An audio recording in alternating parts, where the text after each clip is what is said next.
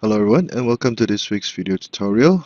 This will be a continuation of the board previous week, and we'll be going over the same direction cannons again. This will be board number 5 from dubious positions and how to attack them. So without further ado, let us begin.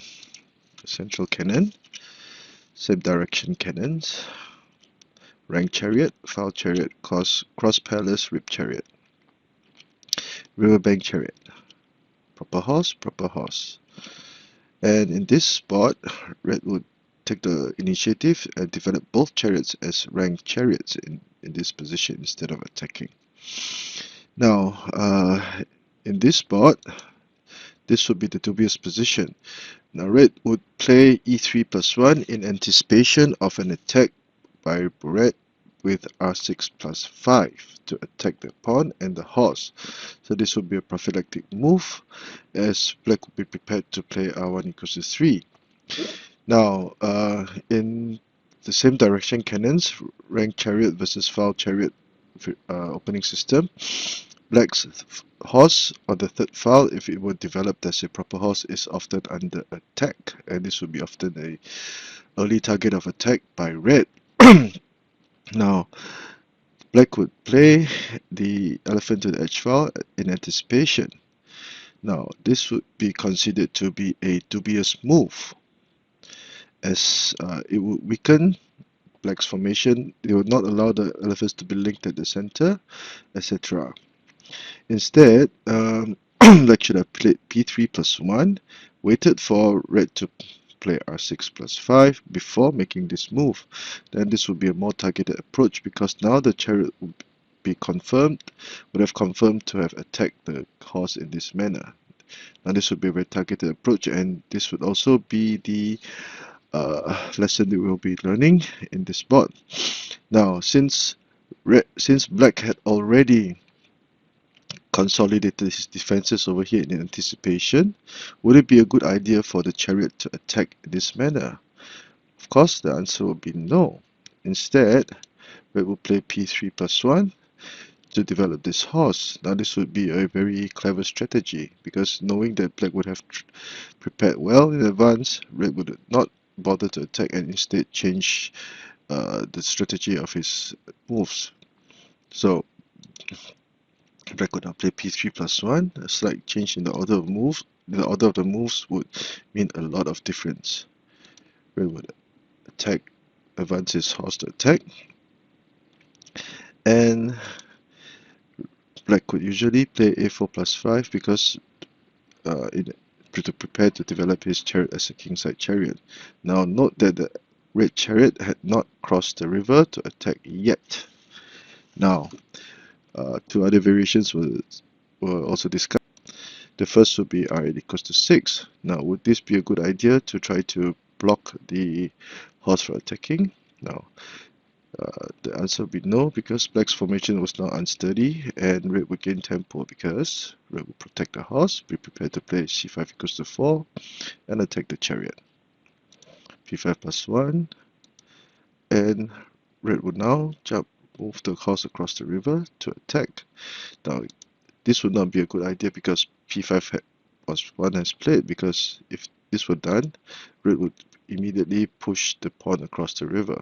Black would be placed in a dilemma and will lose material. If he captured the pawn, black would capture the horse and still threaten to capture the chariot. The chariot cannot move, or the cannon will be delivering a check. Hence, c5 equals 4 would not be viable, and instead red would adapt and play h4 plus 6 to attack, offering a trade of material. Now, r1 equals to 3, r6 equals to 7, and black would play a cannon skewer, or cannon pin, in this manner, threatening to capture the central pawn by force. Black's formation is unsteady, red's chariots are all ready to go. This chariot would not have any good development at this point in time, and red would gain tempo. That is why r8 equals to 6 is not a good idea. Now, if black chose to trade material, red could always go for r6 equals to 3, and once the pawn crossed the river, this would be a major threat that black cannot ignore. So a4 plus 5 would be the recommended move at this point. But Red will now change the direction of his attack. Knowing that Black had already upped his defenses here, he will now choose the contrarian approach and attack this flank. Now this was a very nice strategy, change the direction of the attack. Now at this point in time, Black would not be willing to play pure defense or just only defend passively. So he would usually try to play c2 plus 4.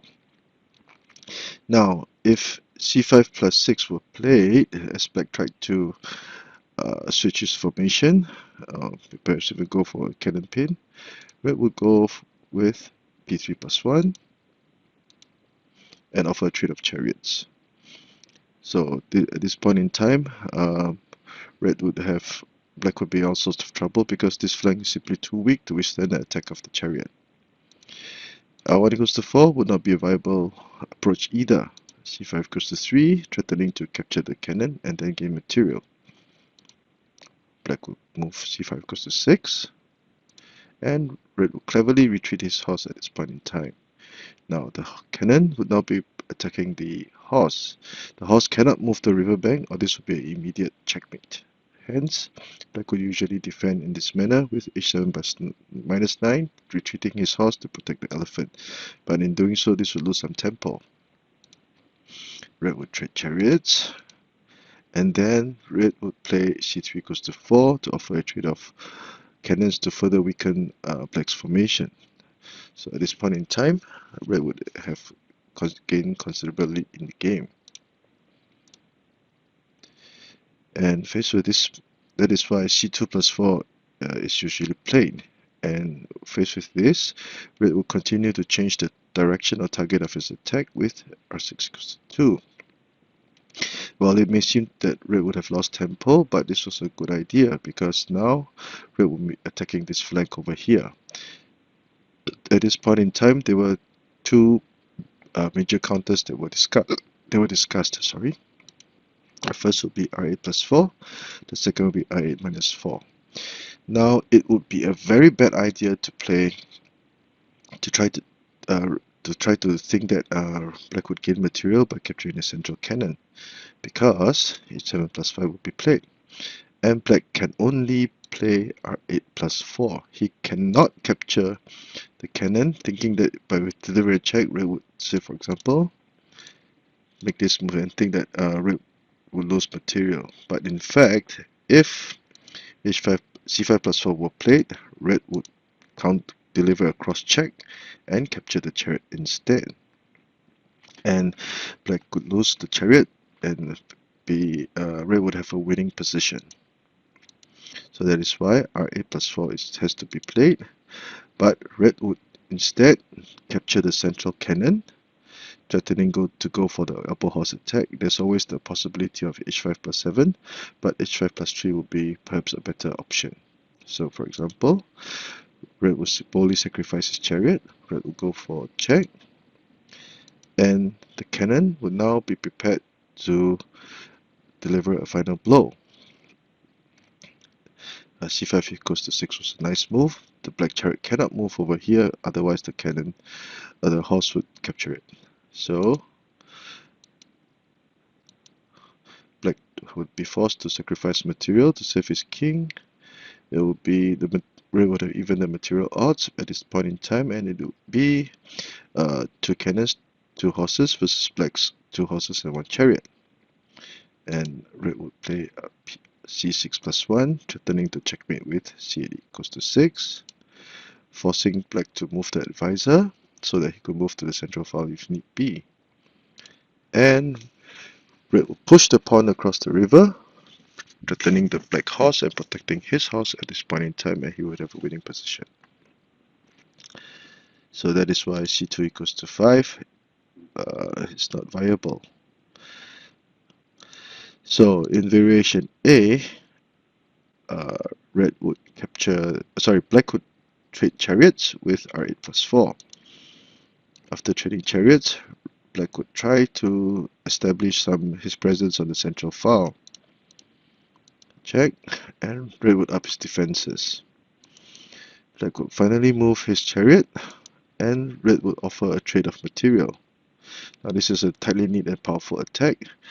Now it would be a bad idea at this point in time to play c8 equals to 6, because red would have r2 plus 5 to attack the pawn and then the elephant. So red would have to deal with the situation of this pawn being captured, and red would black would have diffused his situation, and this would be a playable game for both colors. So r2 plus 6 to offer a trade of material.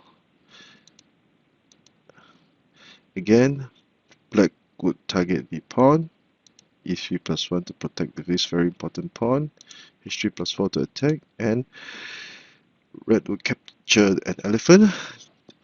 After a bout of trading material, he will capture the elephant to have a advantage. So this would be variation A. In variation B, r8 equals to 4 is played, whereby black would refuse to trade material and instead try to lobby his material to attack red's left flank. Red would take out the cannon, which would be one of his major threats, one of black's most important attacking methods.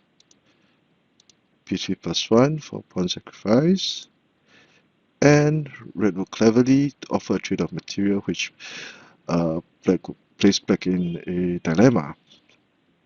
Now, this linked chariots is a very powerful entity in Xiangqi, and this is one example of how to use them. So black would usually be forced to trade material. c2 minus 2 would not be a good idea, because red would now attack the center, and after trading material, the pawn would cross the river to attack. Now if black captured, this would be a check, and for the price of one red pawn, black would lose both elephants. So usually black would try to make this move, and red will go from strength to strength with r2 plus 6 to attack the horse, which cannot move to the riverbank at this point in time. Other pawn would capture it. The horse would be captured, and red would gain material. So c2 minus 2 is not possible, and that is why black would usually accept a trade of material. But after trading material, we can see that red's chariot was in the open, black's chariot was still closed. 7 plus 8, r3 plus 3 to threaten the horse, and also r3 equals to 8 to threaten the cannon, forcing the cannon back to protect the horse. And at this point in time, red would now concentrate his attack on this very empty flank, which is very vulnerable. And red would have an obvious advantage. He could always up his defenses by linking the elephants, etc. So, one take-home message from this board is, when the opponent has already prepared or upped his defenses in preparation or in anticipation of an attack, sometimes it is not a good idea to keep attacking, and perhaps a better option would be to change the direction of attack, as seen from this board, whereby red would push the pawn forward and the horse would now attack this flank. Another message or lesson to be learned would be that black's e3 plus 1 was not targeted. So by this, it is meant that with e3 plus 1, the chariot had not crossed the river, so there was no obvious target of defense or attack by black. So now this move would become very inefficient, and black would have to pay dearly, as seen from this board. So let us review the board from the eyes of black. Okay, central cannon, rank chariot, proper horses for both colors, double rank chariots, e3 plus 1, the dubious move, p3 plus 1 by red to change the direction of the attack. Black could play p3 plus 1, trying to develop his horse to the riverbank later on. but red will be faster. A4 plus 5, H4 plus 3, C2 plus 4 as an attempt to try to claw back into the situation. And red would offer a trade of chariots. In variation A, I8 plus 4, after trading material, red would now capture an elephant. The horse would still also be ready to go, etc., and red would have the advantage. In variation B, R8 equals to 4 was played. Black refused to trade material.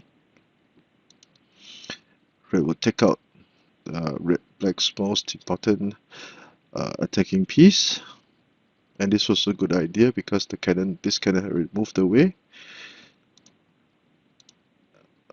Push the pawn forward, offer a trade of chariots. The use of the linked chariots in this example is also very nice. And after trading material, C3 plus R3 plus 3 to threaten both the horse and the cannon,